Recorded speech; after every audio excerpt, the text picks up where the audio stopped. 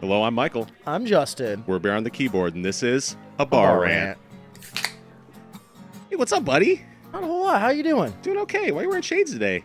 Oh, because it's so bright in here. Looking Is it across really? the room at such a shining star as yourself. I bet our viewers are wearing shades right now while they're watching this. Future's so bright, we gotta wear shades, dude. Okay. Our future is in the grave. We're a couple of old guys. Yeah, I guess that's fair. Hey, I don't know, man. There's a lot of people who found success in things really late in life, so I don't know. I don't want to get all schmaltzy, but never give up on your dreams, everyone. Oh, literally never give up. Yeah. I don't care. Take them to the grave if need be. Like, yeah, just keep like, fucking working on If them. you like doing something, like the road there is what you should be enjoying anyhow. Yeah. Feel ya. Well, we got ourselves a couple of beers here. These are some IPAs by P Freem. We got ourselves some craft beers to sip on for this episode of Bar Rants. Yeah, because we're going to be talking about craft beers. Craft beers. And more than that, the craft beer industry, I guess, on the whole. But yeah, let's give this a little sample first. Well, let's do it. Let's tell these Smells people. nice bouquet. We're not going to be too snobby, we promise, but we have sampled a shitload of beers.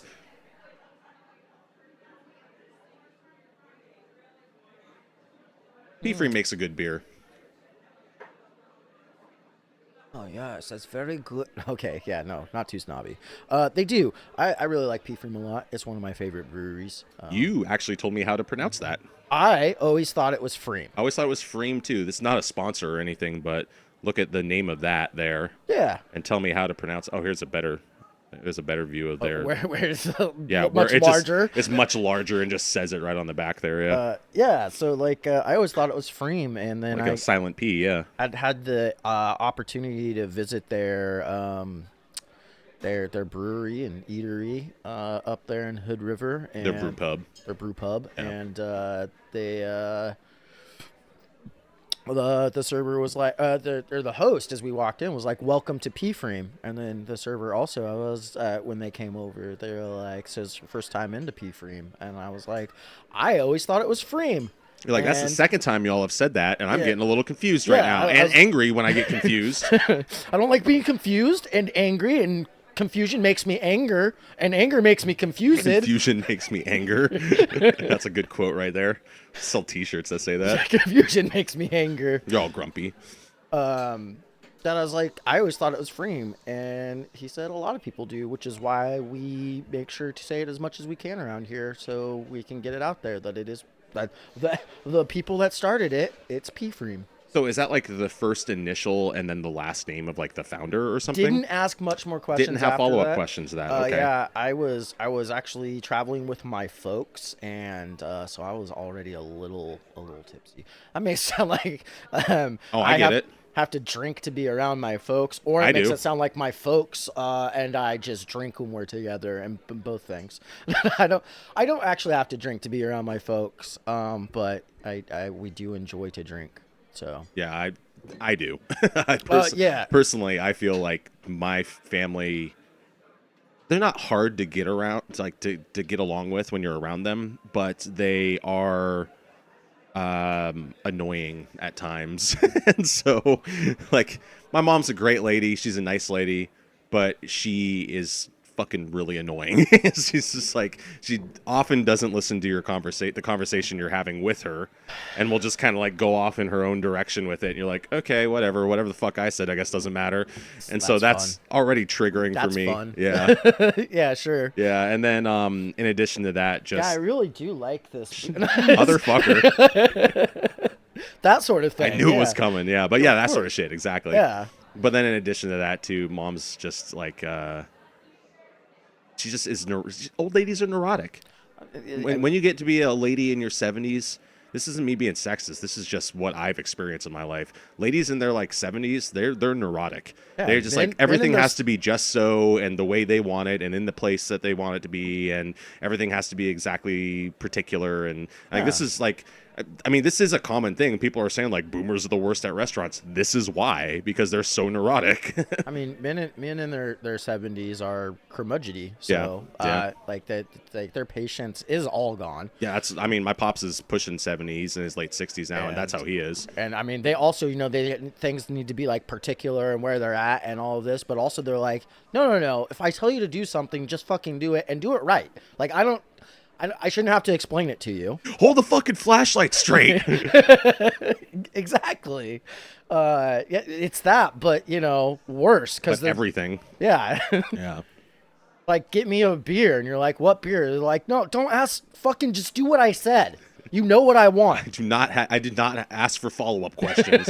Get me the beer. I asked you. I told you to do something. Just act. Yeah. One thing my dad likes to do is like when if me and my dad were to go out someplace, then we get back to his house, and then he'll like go in the fridge, crack a couple of beers, hand me one, and then when we're done with those, we're sitting on the couch in the living room or whatever, watching some TV, shooting the shit. He'll be like, "You want another beer?" And I'll be like, "Yeah." He's like, "You know where they are." He does that like every fucking time. It's basically like, "You go." It's like, "I'll take one too while you're up." It's like, Yeah. "You motherfucker." Like, I am up. That does seem like the right thing to do. Grab 2 beers, sit down. No, grab 2 Tomahawk beers, it. sit down, crack one, put the other one out of his reach. Out of reach. And it's like, wait, is that beer for me? Be like, no, you know where they are. That's my backup, so I don't have to get up again. You know where they are.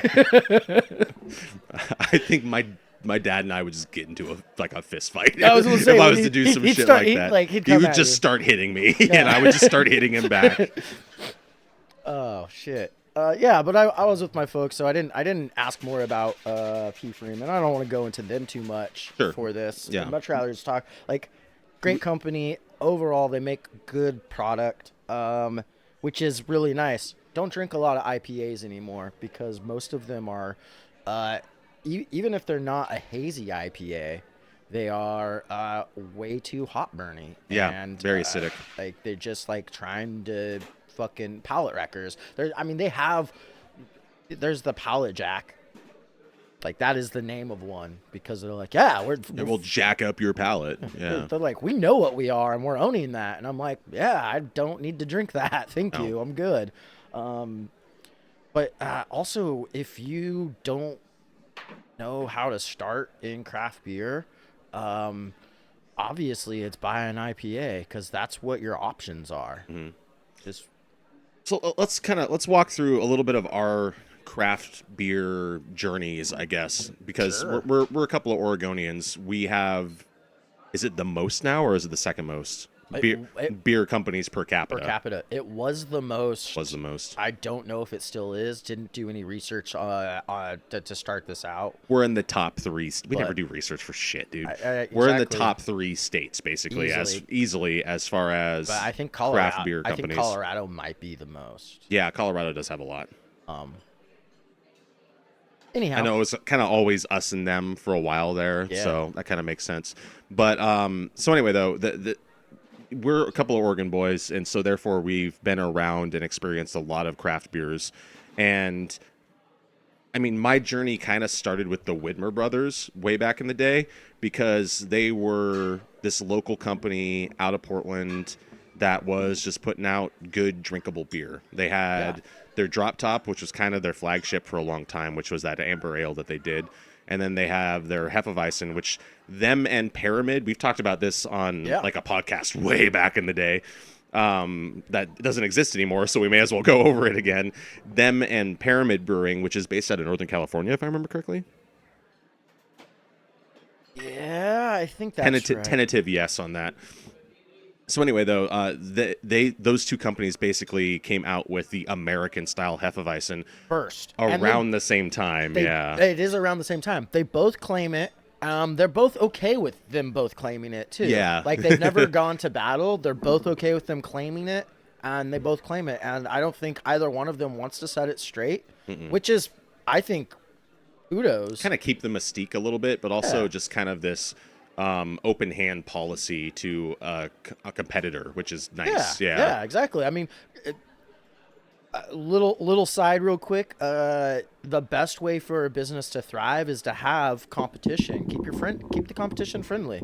Like if you're the only one in the market, you'll lose draw and pull after a while because people don't want to go to the same place over and over again, Right, right. or get the same thing over and over again. Especially when it comes to goods that you consume like this too. Like Yeah, most people don't want to go to the same restaurant every day, so a lot of people also don't want to drink the exact same beer every day. yeah. So You want a little bit of variety. It's the spice variety. of life, right? Exactly. So having this very competitive scene within the craft beer industry, as far as the number of competitors, is healthy for the industry as a whole.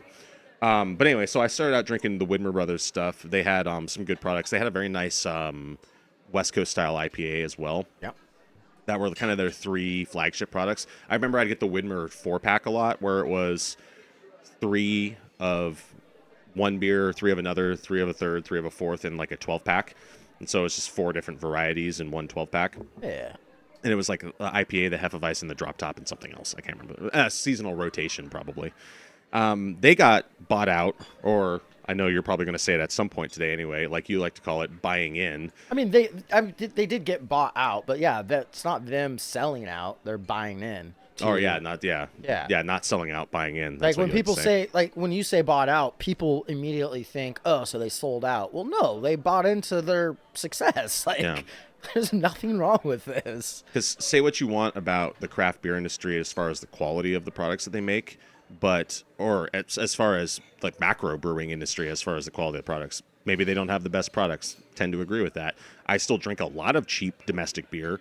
The fuck out of craft or out of macros. Yeah, me too. I mean, exactly. Fuck. Our stream is built on Rolling Rock. Effectively, it's the foundation of our It stream. really is. Yeah. But and say what you want about that, but their distribution networks and their logistics are so much better than what you can ever get from a small scale operation. So you're really taking your product, and maybe you have to dilute it a bit for the masses. Excuse me, but you're taking your product and you're shipping it to a larger audience, and that's ultimately a good thing. Yeah, like you're able to get more out there for people to enjoy, and also it gives you the ability to make more of a profit off of it. And they want to make good beer and get it out to people, and yeah, absolutely. There are some microbreweries that are like, no, we're very small, and whoever gets it, and that's it. And it's like that, which is also fine to have that too. But they make their money generally by making these products that are a bit spendier. Yeah, you're creating this this artificial inflation for your product simply by limiting the amount of it that you release. Pliny. And one Pliny the Elder is a great example. Russian River Brewing is who makes Pliny the Elder, kind of only releases it at a certain time of year, Literally. and for a very select amount. I mean, and don't get me wrong, they're keeping very strict. They're adhering strictly to their recipe. It's like it's this. We only have so much of these things, and this is the time where it's the most ideal to use those things, and that's it. And I get that, but it also ends up making it a thing where people are like, oh, I really want to have that, and it drives that price up, which good for them, and it is a good beer. I have no complaints about Pliny the Elder. It is a very good beer. I think it's very well made, yeah. And, I mean, the last handful of years that it's come around, we've looked out to get it at Fucking random mini marts, like down the street. at a retardedly good price. Yeah, we were paying the price, like not quite the stocking price for it, but we were paying a very reasonable standard for that, and we were like, what? It's like, I don't know how you managed to get this deal, but let's go. I remember even talking to the person who was working behind the counter, like, you guys realize what you have here, right? Like, this is going to be like, no, I've never heard of it. I don't do the beer purchases or anything like that. I'm like, this will be gone this time next week, if not sooner. Like, as soon as people notice it and see it, they're going to fucking take it. Yeah. You obviously have people come in for craft beers, because you have the craft beer because you have a selection of them. Yeah. Like, if people see it, it'll be gone. It could be gone sooner, but we're not going to say anything because we're going to try and snag a couple more bottles. Yeah, I think I bought 4 bottles just when we Oh. noticed them there. What was that, 650 or something like that a bottle, something in Yeah. that ballpark? Which is, I mean, you easily will drop $12 for it. And Yeah. it's like, I say like not easily for me to do that, but they'll easily ask $12 for it. And if they would have marked it up more, people would have paid for it still. Oh yeah, But at that price, the it's like fuck, accessibility and the availability of it. Absolutely, people would have. yeah. But like at that price, yeah, I'm buying 4 bottles right now. Like, let's go. So there are companies, as far as craft beer is concerned, there are companies that make very good products. Like you were saying, there's like more of the nano brewery scale stuff that's happening where Yeah. they're like, we don't really care about how wide of an audience we reach. We're making a very specific product for a very specific clientele, and they will seek that out until we are out of it. And that's it. The Apothecary Brewing, I'm pretty sure is the name of the company. They do stuff like that. And they do very particular products. Oh, yeah. it's some weird stuff. It's stuff that's like a little. Some of it's kind of a little beyond me. I'm like, I don't get it. I mean, I'm into those. I really like those. There's some that I've had that are very good too. Don't get me wrong. Oh yeah, but I really like those beers that have a lot of nuances and a lot of weird shit going on in them. Well, you're kind of a wine guy too, I think. I So love wine. Yeah, and I have a bad palate for wine. I like wine, but I'm not gonna seek out nice wine. I gotta say, which is pretty crazy for you to have a bad palate for wine, because you have a really great palate. Like, Thank you you. just do. You're welcome. It's not. It wasn't a compliment. It's just a fact. I know. So, fucking, I'm not stroking an ego here. Relax. I'm not stroking your ego. But so it's always like it's weird to me. But yeah, like I think you have a bad palate because you mostly are just kind of like about it. I love the nuances and the complexities that you can get in it. People think it's pretentious, but it is only pretentious if you talk about it in a pretentious way. Like, I'm sorry, the conversations I have. One of my favorite wineries is out at Dundee Hills, here in Oregon. I think they make the best wines in the world, and I have had a lot of wine from all over the world. And I think they make some of the best. They have my favorite wine out there. But I'm not going to drop the name of the winery. It's unnecessary. Didn't you just? No. I Oh. said where they are located. Oh, okay. Dundee Hills. Oh, There's a okay. lot of wineries out there. And got you. all of the wineries out there. I heard Dundee Hill's more capitalized than that. Yeah, no. So Dundee Hills, that's You know the, what I mean? That was a weird way of phrasing that. yeah, that's the region, if you will. And all of the grapes out there are fantastic, and it yields great wines. The Willamette Valley yields Yeah. great wine and hops, which is why we have such great Also- craft beer and craft wine. I mean, but movements. also, go fucking a little southern. Southern Oregon yields great wine, and get down into Napa Valley. I say Down the in Napa Cal- Valley is pretty renowned. Yeah. Yeah, like it's we're lucky here on the West Coast. We have great climate for wine, great climates for wine. All of those places. But I've had so many conversations. The people out at this winery too are just they're like, it's just like talking to people. Like, they're passionate about what they do, but then they talk about the stuff and they're just talking about it. They're not like, Yeah. you still do the swirl, but you're not like, Also, the spit thing, that's there so you can release it before it hits the back of your throat, and it gives you more of an idea of the mouthfeel and also the flavors on the palate itself, because it changes up once it hits the back of the throat. If you're better than that, you should be. Just you don't need to do that. Don't waste the wine.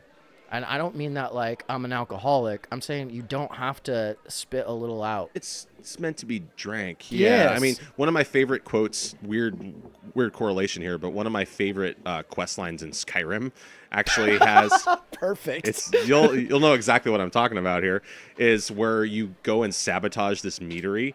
That's like a competitor to like the big Yeah. meadery in the area, and there's like the captain of the guards or something is supposed to come there and do like a sampling, and the guy who's the proprietor of this meadery is like talking with all this flowery purple language about the mead, and he's just like, just give me the damn glass. It's like, it's supposed to be drank, damn it. Yeah. It's like, yeah, it is.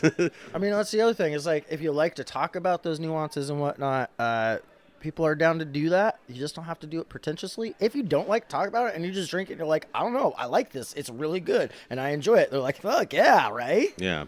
But with craft beers, it's that same thing for me. I think like, I just personally, I try to be a more active taster in everything that I consume, like as far as food or drink. Right. And so even with wine, I'll say I have a bad palate, but I'm still thinking about it. Oh, I have an understanding of why I like or dislike something. I don't just go, I don't like absolutely. this, or I do like this. Oh yeah, you I absolutely. just don't get think I notes can and pull whatnot. as much nuance from wine because I just don't drink it as much, I guess. Sure. I mean, Practice. You manage to get nuances out of the beers. Yeah. It's the same concept. Yeah. I like what I like when it's something's really complex. I enjoy that. I think it's fun. It's not something you drink all the time though. Mm-hmm. Those are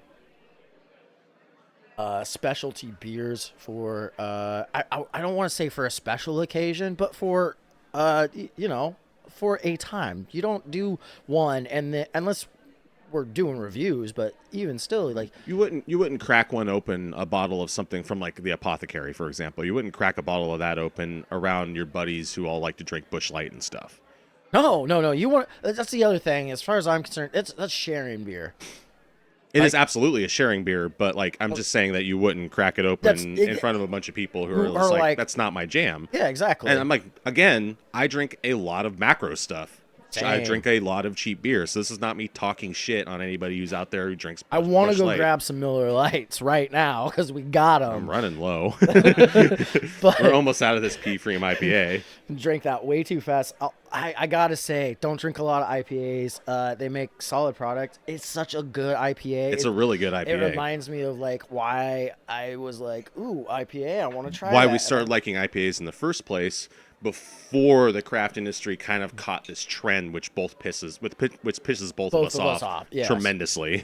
Yeah. Which is kind of like why we want to talk about this. Instead, we're just fucking telling you guys stories. Yeah, we're just kind of chopping it up right now, but I do really want to bring it around to the point of this whole craft beer discussion, Let's get into which it. is our just unending rage towards the craft beer industry's. Yeah, you enjoyed that? Fuck Is yeah, that I did. pleasant? That was Oh, you did like the anime like Yeah.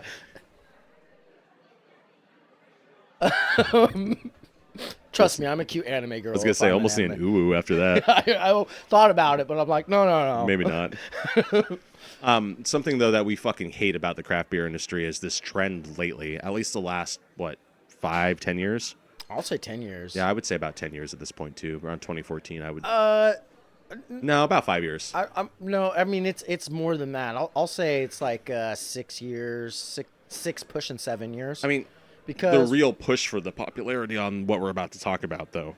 that's what I mean. Is like I think it was starting about 7 years is when that push really started happening. Because Yeah. before that, the IPA popularity was already picking up, Yeah, true. and then it rolled into New England style or hazy IPAs, which is something that drive me fucking crazy. They're almost undrinkable in my opinion. Just it's not even the hoppy level, because I've had beers that look like the one we've just drank that are exceedingly more hoppy but are still drinkable. There is still some balance to it. These are just so acidic and so they're not that they're bitter, it's that they're fucking sour. It's like drinking a glass of lemon juice with some bitter hop flavor in there as well, and you're like, those things aren't good together. That's bad combination. What the fuck did you just serve me? like Is what I would tell anyone who gave me a glass of lemon juice with hops in it. with boiled hops. Yeah. Hop extract. Boiled hops, chilled. No, I just imagine boiled hops that have now been soaking in lemon juice in a cooler. You just like are just ladling it into a cup and Like a giving big it to fucking you. punch bowl of that. You're like, the fuck is this place? Am I in Bizarro World? The fuck is this shit? And then people buy this shit at $7 a fucking No, glass. they seek it out and they're like, what do you got for hazies? And that's the other thing. So not all New Englands are this New England IPAs are this this fruit hazy IPA. A hazy, There's a lot of hazies that do have this fruit infusion thing. there's so many. But a hazy can look almost like this. It's just unfiltered. That's what hazy is. The New England style tends to push that a little too far. I like how you're using a clear glass Glass to to illustrate your point. Yeah, what this looked like What this before, looked like. Rewind the episode a little bit. before I drank it all. It's just absolutely like you said, it is super acidic because you're getting. They also are like trying. Not only are they trying to, they're like we hop it up a whole bunch, but want to counteract that bitterness with a little bit of some sort of fruit note. But that fruit note is adding more acid to it, and so you've got that hop burn in there already. Just the bitterness is a little left, and all you're getting is hop burn and fucking fruit juice acid, citric acids. And it's like, ow. Like, it hurts to drink. It doesn't taste good. And I don't understand why the market's become inundated with these products. Like, why they are selling so well. Exploded. Yeah. I exploded. Now, I do got to say, it looks like, thankfully, they're Starting to taper. it's to starting even to out a little taper bit. down a little bit, which is great because I mean, I can still buy a solid IPA to drink. That's a very standard West Coast IPA there. That was almost by the books, which is one thing I like about P. Freem so much. They don't do experimental shit. Almost all of their beer, they do have an experimental series. They do experimental shit, Yes. which is also fucking like incredible.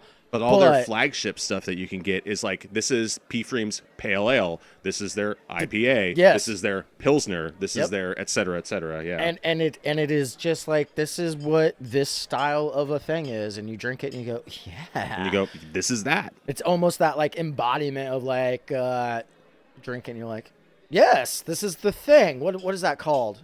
Where it's like, A paragon of that, Yes. if you will. Yeah. Yeah. Or an archetype of that. archetype. Yeah. So it's starting, like I said, thankfully starting to taper down. Where craft brews are starting to play with, like, I'm seeing a lot more craft pilsners and lagers, which is fantastic because not only does it give you lighter options, it also gives you it gives other people, it's easier to bring people who already drink beer into expanding their horizons with things that are similar to it. Like go with that. Like a jumping off point, for example, for people who are like I said, maybe don't open a bottle of something weird, something wild fermented, open air fermented by the apothecary for your Right. Busch Light buddies. Be like, but maybe this is be how like, they used to brew beer. Yeah. No, what do you a think? wizard made this in a juniper trunk in the woods. You know, like they're like, you're a crazy thing, person. literal thing, and it's like, An open air juniper log was used to age one of their beers. Yeah, I Yeah. remember we had that one. Yes, I'm like, this is some witches brew shit. What the fuck are you going on about? yeah, insanity. Yeah, maybe It's don't open that delicious. up for the Busch Light crowd, but maybe But maybe open up be like fucking this. a P. Freem Pilsner. Yeah, they'll be like, this brewery in this state actually makes a pretty nice beer that just kind of is what you're used to. It tastes like a beer. Like, I see you wearing a Oregonian hat. You've got a patch. You got a pen on it that says support local. Like, this is local, and give it a try. Bumper sticker says fuck Kate Brown. Like, whatever. I don't care. Yeah. Pick a thing. Bumper sticker on your Dodge. You got PNW tattooed on you. Yeah. You got one of those cheesy Oregon tattoos where it's the outline of the state. Oh yeah, with the little heart where Portland, Oregon is. Yeah. as Yeah. opposed to a heart where the capital is, whatever the capital of Oregon is. I don't know. I know it's not Portland. You know it's Salem. Oh, it's just, I'm sorry. That's fun for me. Yeah, as Oregonians, we're like, I don't know what the fuck the capital is. I don't know. Is Bend funny. or Portland? Bend is the capital. That would be funny. Craft brews. We're talking craft brews. Let's Yeah. go. Let's go to Bend. So this Speaking of Deschutes, I love Deschutes. I got to throw them out since we're talking Yeah. about craft brews. Obsidian Stout is one of my favorite stouts of all time, and its recipe is what got me into drinking beer regularly, let alone craft beer. I just wanted to go into that real fast. Yeah, a little of your background with that too. Yeah, Yeah. exactly. Because it was McMiniman's, their Terminator Stout. And Very good stout. That recipe. I'm not huge on dark beers, but I like the Terminator. That recipe is the exact same recipe as Obsidian Stout Oh, because good to know. the guy that wrote the recipe worked for Deschutes brewery, and when he left, he had the rights to his recipe, so he took it with him. He let Deschutes keep the recipe and use it, but he's like, I'm also going to use this, and he went and started working for McMiniman's, and he made the Terminator Stout. He didn't tweak the recipe at all. He just perfected it, in his opinion. Yeah. To each your own on your palates. Yeah. But in his opinion, he perfected his recipe, and brewing it through McMiniman's, and he made the Terminator Stout. Deschutes also makes one of my favorite pale ales too. I like Deschutes that a lot. Mirror Pond, dude. It's Mirror Pond's very good. Good beer. Mirror, it's like honestly, when I'm seeking out a pale ale, when I'm like, I want something that can drink like a beer but has some hoppiness, has some flavor, but I can still crush them. It's either Sierra Nevada's pale ale, which is like the pinnacle of the American pale ale, or Mirror Pond, which is remarkably similar beers. Honestly, they both have the same. They're different enough, but they both have the same vibe to them. They're like, Yeah. we take this very rich, meaty bodied beer and you hop it up to kind of even out the caramel and sweetness from the malt profile. Yeah. So I mean, like, that's what pale ale should be, in my opinion. I like reds a lot, which is ambers is where reds are from. I like them a lot. They're a little maltier than they are hoppy, and I enjoy that sweetness and whatnot. But what I like about the reds is you can play with that a little bit more in that amber or in that hop malt balance without it being a PA. It just a little more depth to it, which is nice, and I enjoy that. Not always. There's some out there that fucking are terrible. There's this one that I really don't like that they call an it is an American amber, but they call it it's in the style of an African amber, and it's I know exactly what you're talking about. I hate that beer too. in my opinion, it is not a good drinking beer. It is a great, for not being something that I want to drink, it does give you great beer flavor for cooking with. One of my idols as far as cooking is concerned, and one of the reasons why I got into cooking more, and I think he was for a lot of people, is Emeril Lagasse. And he always had this. I don't know what you're talking You know about. exactly. Shut up. I hate that. I hate it when you do that bit. Bam! I got followed up with to show you that I know I exactly. know you too. do. I already knew that. Oh, damn it. I already knew. Fuck you. I hate you. Fuck you. Stream over. Fuck this shit. Podcast over. Burn this place down. I hate this rant. This bar sucks. But Emeril has always said, like, if you're not going to drink it, don't cook with it. And I think that was one of the things that I think he would say that in order to skew people away from the idea of, like, this is a cooking sherry or a cooking wine, something you can get in a grocery store. But I also think it. But I also think he literally means, like, if you like the flavor of this just drinking it, those flavors are just going to be put into your food now. Exactly. Like it's for him to be like, it's a show like, hey, you like how don't be afraid to use your $55 bottle of wine to put a little bit of that in your fucking When you're fucking making a demi-gloss. Yeah. Semi-gloss. Semi-gloss. Burp, burp. Yeah, like just fucking cook with that. It's fine. Yeah. A splash of it is going to go a long way.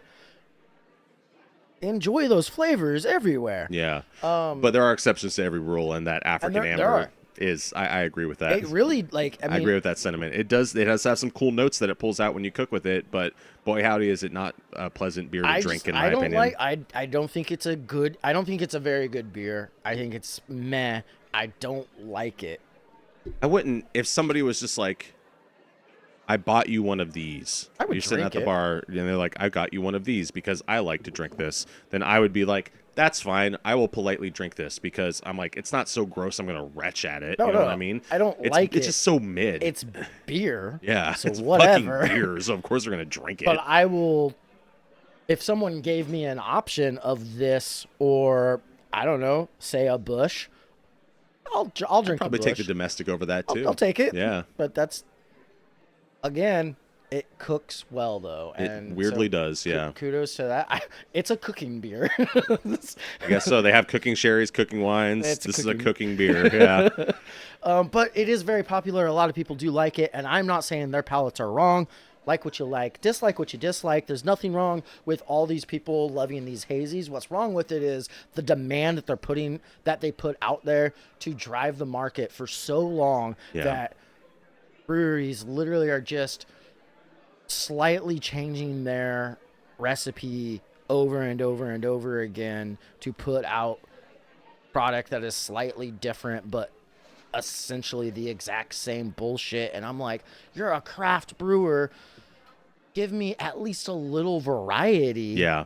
I agree. At least a little, but also fucking have fun with your beer. Yeah, for real. So, I mean, great way to kind of sum up our big negative issue with the craft beer industry. We'll wrap this up. The only thing that I have to add to this is that not only is the hazy IPAs, like you said, just they proliferated so fucking much, and everybody's making them, and that was whatever that is terrible. We still haven't even determined what was in that flask. It's not in there anymore. Yeah, I heard that. But the craft beer industry has been, like you said, recycling these kind of formulas over and over again just to try and push out more of this product. And as you said, you are a craft beer company. Have some fun with your beers. I think that the whole idea of craft beers is let's try something that's different from what you can get everywhere else. And by all of these companies all following this trend and chasing after profits, because that's what it effectively is. They're like, this is trending. People are buying this. We're selling it. So let's keep making it. Yeah. I know you want to succeed and have a good business, Right. but you're just chasing money? Like, what the fuck did you even start doing this You're for? kind of then? ruining the integrity of the whole idea of the craft beer movement, which was let's make something different. Yeah. So. Let's have fun with the beers. Because don't get me wrong, the best beer ever, which is more than just the epitome or the paragon or the fucking archetype, is like you take a drink of it and you go, that. If someone says beer, this is what they're thinking of. They might not know it, but this is literally that beer is so fucking I good. think of the Crystal Weissbier. Yeah, dude. Yeah. It's immaculate. Was that by Weihenstephaner?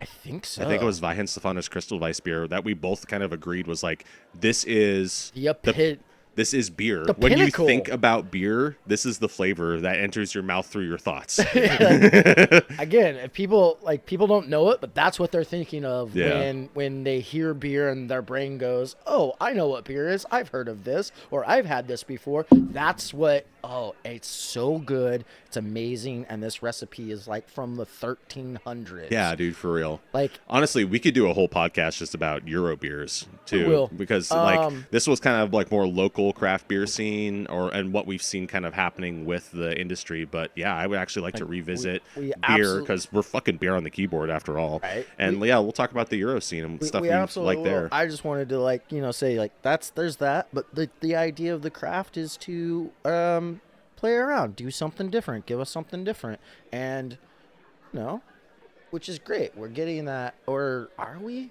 We're starting to get it, and I think like craft pilsners, craft lagers, like that's yeah. Sours are fun and great, but like give me a craft beer that directly competes with these domestics. Like Yeah. that's how you should be doing it anyway. I mean, I just want to. I mean, I'm going to wrap it up after this, but real quick, I think craft beer companies should just go back to their roots. Craft brewers in general, cideries as well. Go back to your roots a little bit and see what you can just make with the great products that you have around you. We have so many hops Yes. named after this region. You don't need to do any crazy shit with that. You can make a regular old beer with it. You know, and I think P-Frame, who again, not a sponsor or anything, but we happen to be drinking their beer because we do like that company, understands that to some respect. We also don't drink a lot of IPAs, but you were like, actually, the IPA, and I was like, you know what? That's Bug it, It's yeah. it's a great IPA. Yeah. So yeah, I mean, there you have it. Yeah. Until next time, cheers. Cheers.